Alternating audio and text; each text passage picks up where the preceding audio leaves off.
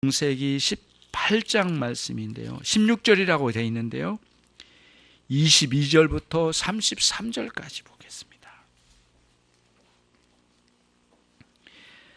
18장 22절로 33절 아브라함의 중보기도죠. 22절 제가 먼저 읽고 그 다음 여러분 교독하시겠습니다. 그 사람들이 거기서 떠나 소돔으로 향하여 가고 아브라함은 여호와 앞에 그대로 섰더니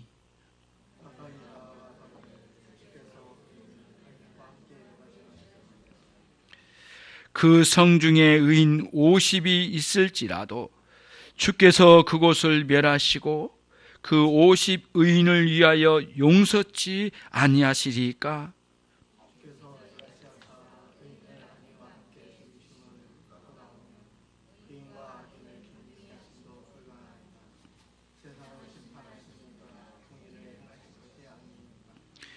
여호와께서 가라사대 내가 만일 소돔성 중에서 의인 50을 찾으면 그들을 위하여 온 지경을 용서하리라.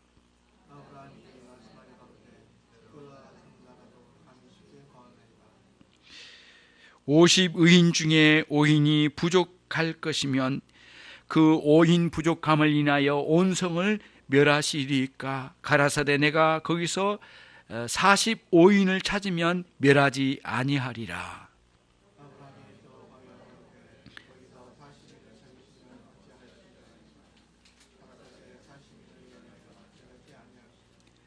아브라함이 가로되 내 주여 노하지 마옵시고 말씀하게 하옵소서. 거기 서서 30인을 찾으시면 어찌하시려나이까? 가라사대 내가 거기서 30인을 찾으면 멸하지 아니하리라.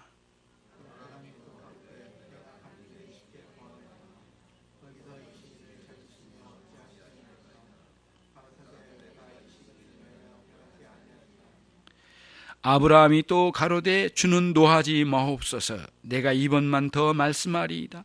거기서 10인을 찾으시면 어찌하시려나이까? 가라사대 내가 10인을 인하여도 멸하지 아니하리라.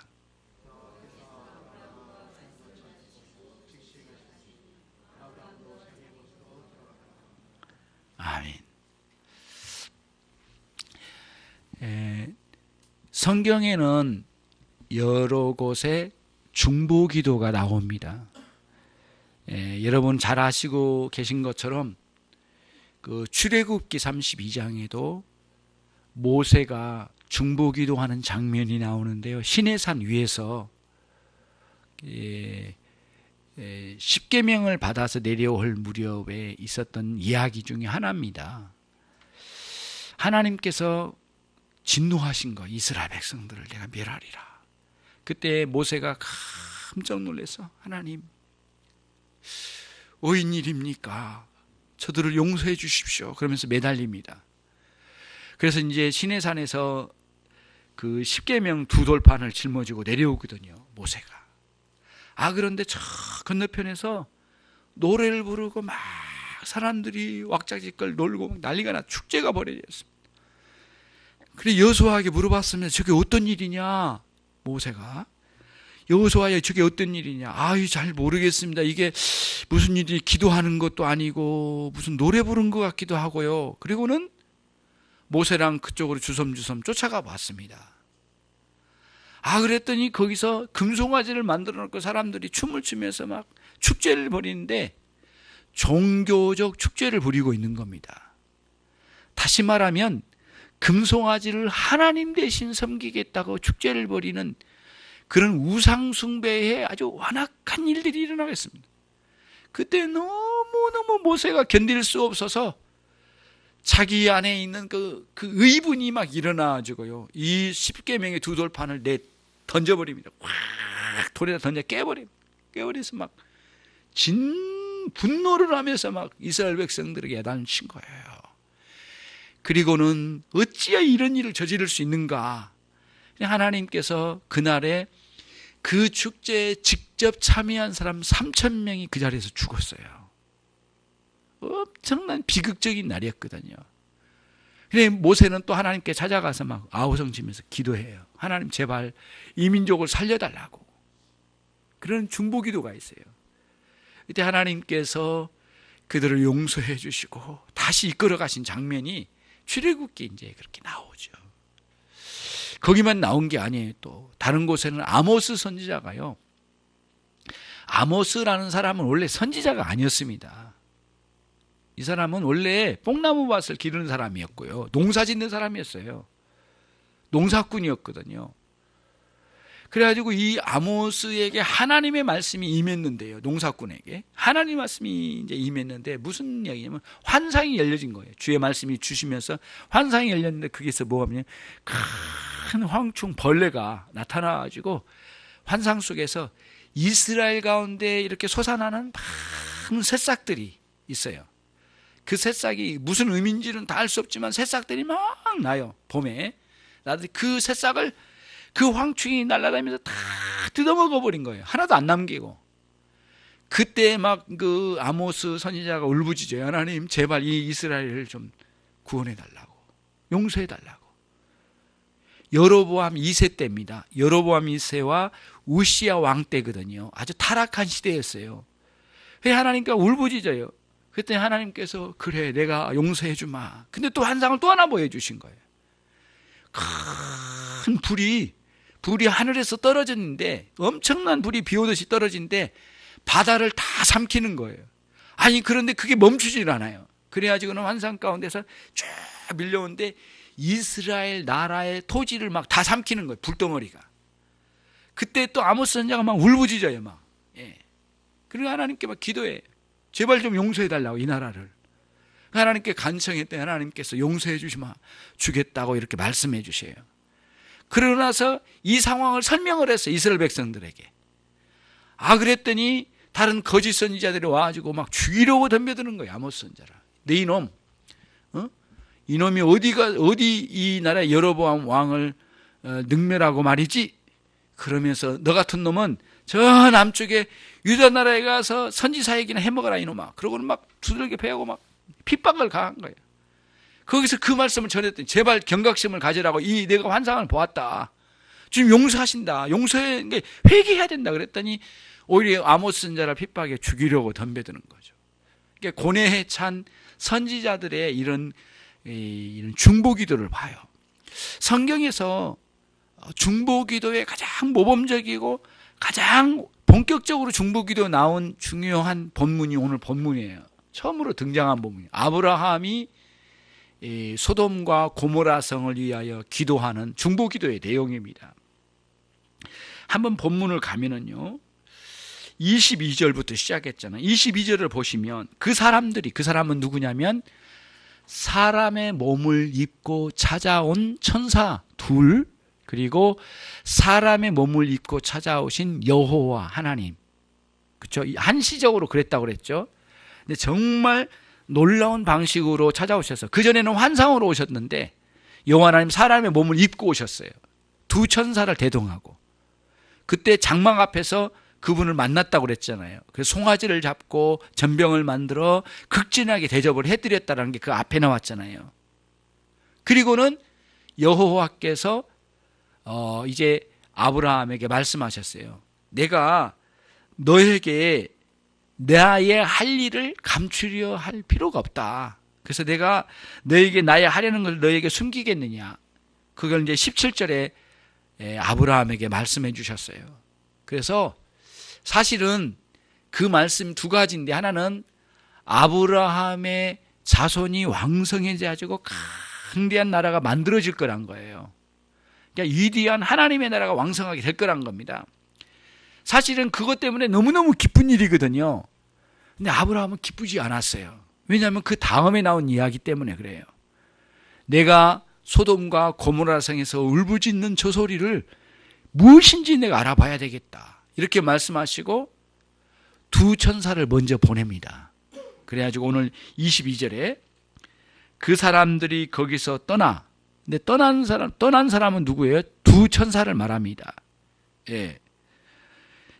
떠나 소돔으로 향하여 가고 그랬죠. 그 다음에 아브라함은 여호와 앞에 그대로 섰더니 그랬죠. 그러니까 두 천사는 소돔과 고모라성 쪽을 향하여 갔고 여호와 하나님은 그 앞에 아브라함 앞에 서 계시는데 그 자리에서 중보기도가 시작됐어요.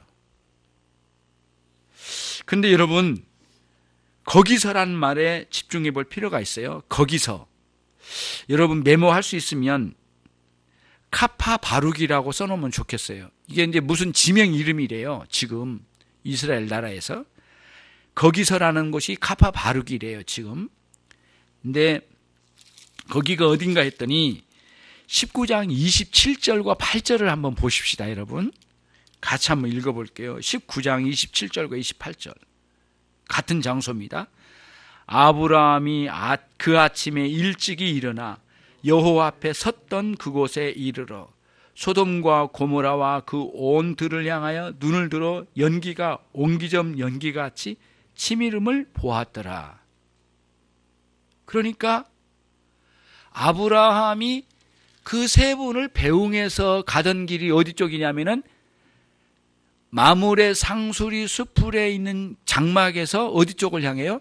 소돔과 고모라성 쪽으로 두 천사가 가고 여호와 하나님이 머물렀던 그 산 능선을 넘어가는 곳이래요. 근데 이렇게 고개를 높은 곳인데 이렇게 넘어간 산이래. 산 높은 곳인데 이렇게 있대요. 근데 그 산에서 보면은 소돔과 고모라성이 멀리까지 쭉 보인답니다. 지금도 그런데요. 근데 여러분 우리 잘 알고 있잖아요. 서울의 관악산 같은 데 올라가면 저도 한번 올라가 봤거든요. 인천 같은 데 이렇게 보면은요. 인천의 앞바다가 보여요. 이렇게. 배도 이렇게 온 것도 보이고요. 공장에서 연기가 이렇게 나는 것도 보이고요. 맑은 날은 아주 잘 보입니다. 그러듯이 이렇게 멀리 보인답니다. 이렇게. 아까 카파 바룩이라는 거기서. 그러니까 아브라함이 여호와 하나님 앞에 중보기도한 장소가 그 마물의 상수리 나무 수풀에서 소돔성 쪽으로 가는 길목에 큰 산이 하나 있는데 그 산 능선 꼭대기랍니다. 근데 거기서 두 천사는 먼저 저 소돔성 쪽으로 갔고 아브라함이 여호와 하나님 서 계신 그 앞에서 엎드려 중보기도를 하는 장면이래요. 그래서 13장 13절에도 그런 것처럼 이미 소돔성은 유명하대요. 아주 악한 동네로. 13장 13절을 한번 가볼게요. 같이 읽습니다. 소돔 사람은 악하여 여호와 앞에 큰 죄인이었더라. 롯이 자기 생업을 소돔과 고모라 성으로 정하고 떠날 때 나온 이 이야기입니다. 근데 그때도 이미 소돔 성은 아주 악한 사람들이 많았대요. 유명한 곳인가 봐요. 근데 아브라함이 정말 그 한두 번 갔겠습니까? 그 카파 바룩이라는 그 산 능선에 올라가서 소돔 성을 보면은 얼마나 마음이 아팠을까요? 들려온 소식은 죄인들 뿐이요. 날마다 그러니까 이제 19장으로 넘어가면 그 이야기가 나오는데요. 두 천사가 깜깜한 무렵에 롯의 집에 들어갔을 때요. 소돔성에 있는 그 동성애자들이 노소를 불문하고 많이 찾아와가지고 얼마나 악한지 보세요. 그 천사 남자의 모습으로 왔던 그 천사를 향하여 우리가 상관하겠다. 성적으로 우리 같이 놀겠다. 내놔라. 이런 요구를 합니다. 롯이 덜덜덜 떨면서 제발 그러지 말라고 하고 뒤로 문고리를 딱 잡고 제발 그러지 말라고 말립니다. 그러면서 뭐라고까지 하냐면 이거는 말도 되지 않는 소리인데 내게는 두 딸이 있다. 내 두 딸을 줄 테니까 제발 이러지 말라. 이 정도로까지 나오니까 그 험악한 상황인데 이놈이 어디서 이 동네에 늦게 찾아와가지고 좀 살만한 곳 허락해줬던 이놈이 여기서 네가 주인질을 하려고 그래? 그러면서 막 덤벼들면서 롯을 죽이려고 덤벼들었어요. 그때서 방 안에서 듣고 있는 두 천사가 문을 열고 롯을 안쪽으로 확 끌어당기고 문을 딱 잠굽니다. 그러면 밖에 있는 이 완악한 인간들의 눈을 멀게 만들어 버려요. 그 장면이 19장에 나와요. 그리고는 급하게 롯에게 말씀하셔요. 이 천사가 말해줬어요. 너에게 가족이 있느냐? 빨리 알려라. 이것을 당장 불을 내려 유황불을 내려 다 멸하리라. 지금 당장 내리라. 빨리 찾아와라. 롯이 막 어쩔 줄 몰라요. 막 그래서 아내를 데려고 막 사위를 불렀는데 사위는 막 비웃고 막 그랬어요. 그리고는 그 사이에 겨우 가족들 끌고 나오는 중이었어요. 겨우겨우 튀쳐나오고 모든 재산 다 태워버리고 사라져버리고 그렇게 됐거든요. 근데 그런 상황을 예측이라도 한 것처럼 아브라함이 이제는 두 천사가 소돔성 쪽으로 가고 여호와께서 앞에 서 계신 것을 보면서 저 멀리는 소돔성이 보이는데 거기서 막 울부짖듯이 정말 이 노구를 끌고 100세가 다 된 이 노구를 끌고 어깨를 흐느껴 울면서 여호와 하나님께 엎드려 지금 간청을 합니다. 중보기도를 하는 거예요. 조금은 놀라운 일은 뭐냐면요, 문맥을 전체 보면 소돔과 고모라 성에 사는 사람들은 아브라함의 입장에서는 이방인입니다. 그런데 그 성을 멸하지 말아달라고 요청을 해요. 물론 의인 10명을 이야기하지만은 왜 10명이냐면요, 최소한 롯과 그 가족들은 최소한 의인일 거라고 하는 생각을 가졌던 것 같아요. 롯의 가정 10명도 겨우 그 10명도 채 의인이 없는 거라. 결국에는 너무너무 가슴 아픈 일이지만 이런 상황이 도래했죠. 근데 우리는 여기서 이제 배우는 것 중에 중요한 교훈이 있어요. 아브라함은 이방인들이 기거하고 있는 그 땅을 용서해달라고 그래요. 아마도 그랬던 것 같아요. 다음에 기회만 되면 내가 가서 올바르게 그들을 지도하고 올바르게 세워가리라, 그런 다짐을 했을 가능성도 많아요. 내가 솔직히 그럴 만한 여건이 있지 않습니까? 예? 아브라함에게는 그럴 만한 자격이 있고요, 권한이 있습니다. 왜 그럴까요? 소돔성의 사람들을 전쟁에서 구해준 사람이 아브라함이거든요. 자기 군사를 318명 데리고 구해준 사람이, 그 사람들이 아브라함의 이름은 이미 알려진 사람이거든요. 그러니까 아브라함도 굉장히 책임감이 있는 것 같아요, 지금. 왜냐하면 전쟁 속에서, 북방의 전쟁 속에서 그 사람들을 구해서 여기까지 데리고 왔단 말이에요. 겨우 살려서 이렇게 해놨는데 또 그들이 악을 저지르니까 너무너무 마음이 아픈 거예요. 다음에는 내가 가면은 이런 마음을 먹었을 가능성이, 이건 추측이지만은 한번 해볼 필요가 있거든요. 야, 이놈들아, 내가 그 북방의 왕들이 와고 너희를 포로로 끌고 갈 때 내가 목숨을 걸고 가가지고 내가 너희들을 구해왔지 않았느냐, 이놈들아.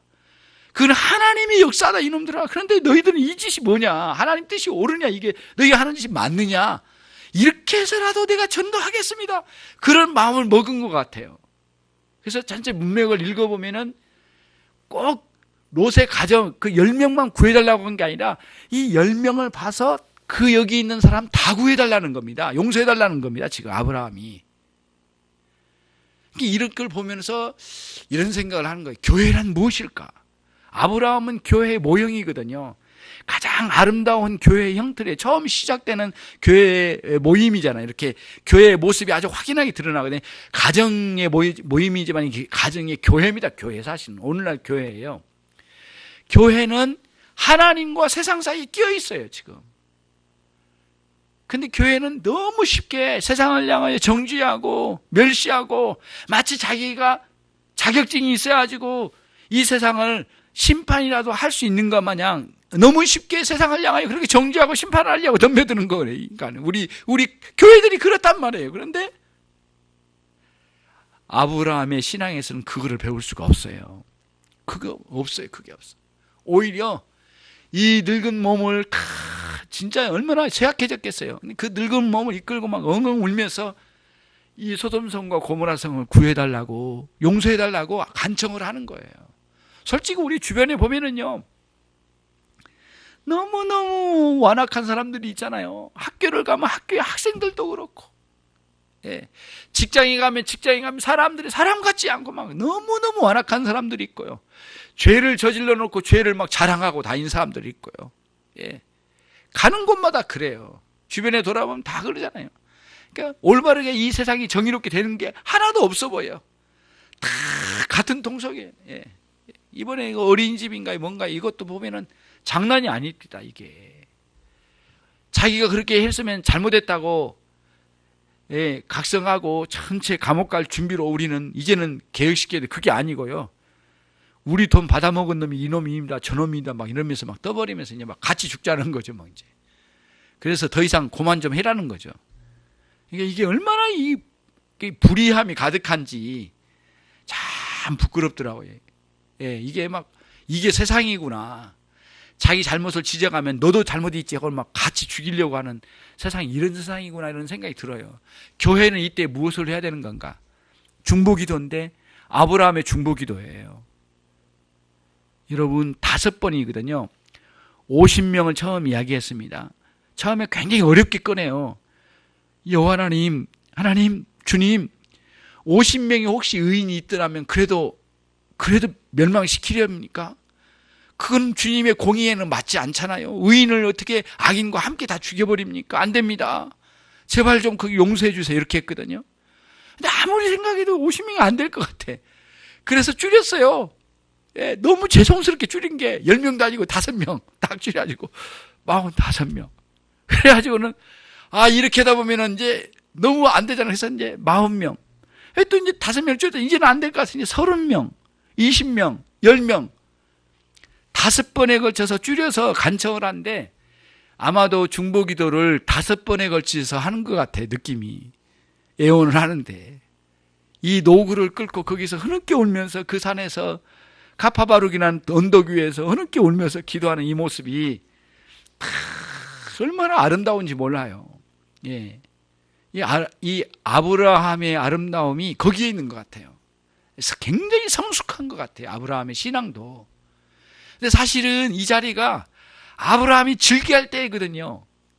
같이 웃고 즐거워해야 될 때. 왜냐하면 하나님께서 사람의 몸을 입고 오셔가지고 너무너무 확연하게도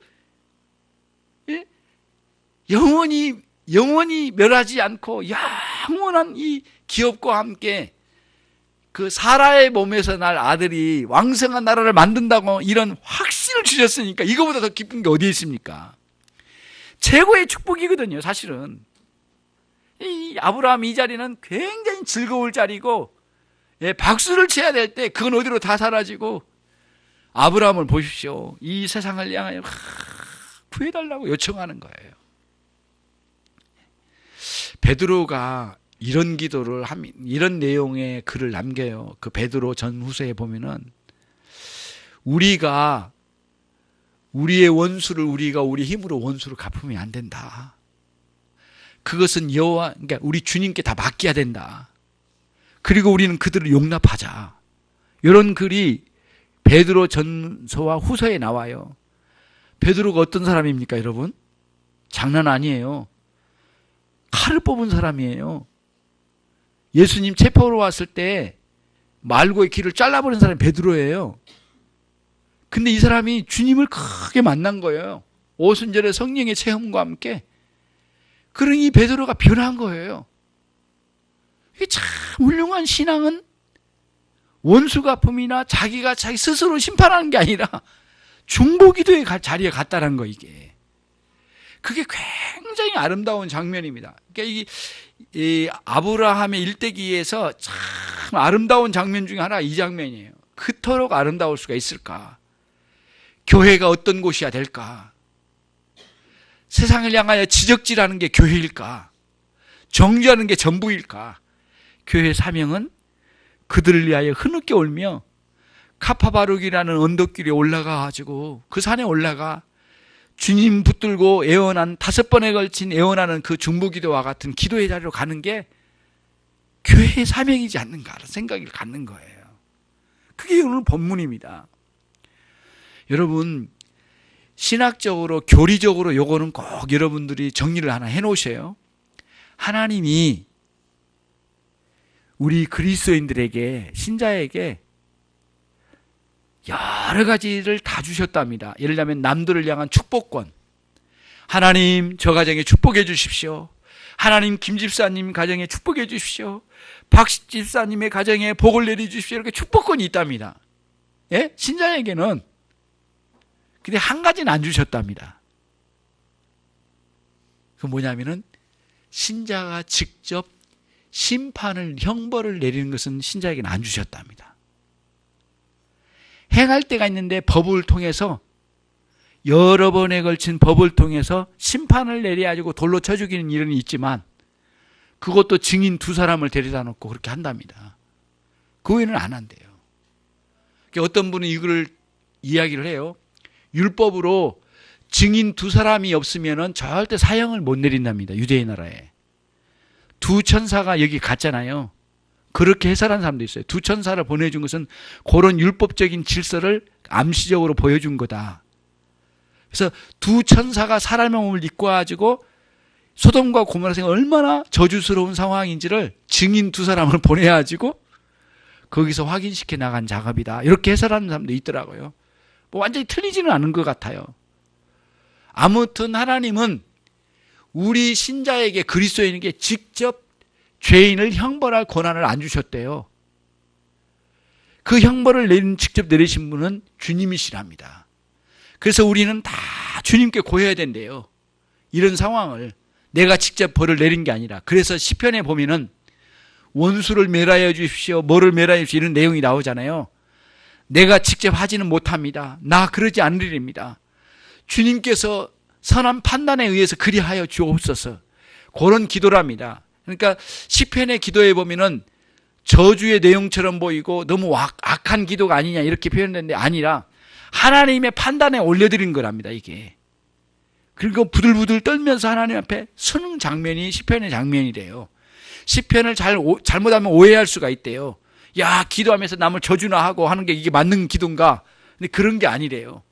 오히려 나는 죽어지고 낮아진 거죠. 아브라함은 어디까지? 27절에 나왔죠. 한번 읽겠습니다. 아브라함이 말씀하여 가로되 티끌과 같은 나라도 감히 주께 구하나이다. 자신을 티끌로 봤답니다. 그래서 유대 나라는 회개할 때 티끌을 뒤집어 쓰면서 회개한답니다. 유대 나라는 지금도. 그 다음 불을 다 태우고 난 다음에 재가 남잖아요. 그 재를 뒤집어 쓰면서 회개한답니다. 예, 회개할 때. 왜 그럴까요? 어떤 의미냐면은 나라는 존재는 여호와 하나님 앞에 티끌과 같은 존재입니다. 타다남은 재에 불과한 존재입니다. 가치가 없대요.